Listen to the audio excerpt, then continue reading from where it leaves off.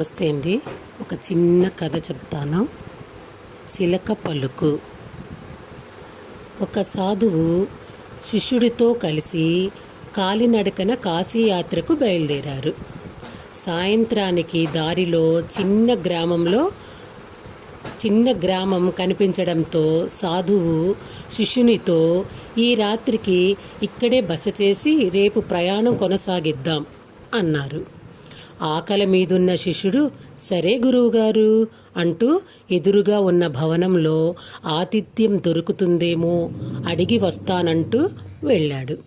ఇంటి గుమ్మం ముందు నిలబడి, అయ్యా బాటసారులం, ఒక పూట ఆశ్రయం ఇవ్వగలరా అని అరిచాడు. వెంటనే లోపల పంజరంలో ఉన్న పెంపుడు చిలక, వెళ్ళవయ్యా, తేరగా తిని పడుకోవడానికి ఇదేం ధర్మసత్రం కాదు అని కసురుకుంది. దాని మాటలు పట్టించుకోకుండా అతడు మళ్ళీ పిలవబోతుంటే సాధువు వారించి, మరో ఇల్లు వెతుక్కుందాం పద అంటూ ముందుకు నడిచాడు. కొంత దూరం వెళ్ళగానే ఒక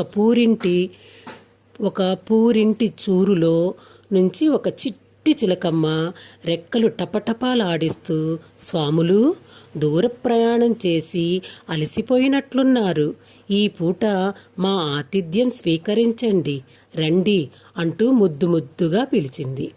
ఆ అలికిడి విని బయటకు వచ్చిన ఆ పూరి గుడిసె యజమాని వాళ్లను చూడగానే చేతులు జోడించి, సాధు పుంగవులారా, మీ రాకతో నా పేద కుటీరం పావనమైంది, లోనికి దయచేసి మా ఆతిథ్యాన్ని స్వీకరించండి అంటూ సాదరంగా ఆహ్వానించాడు.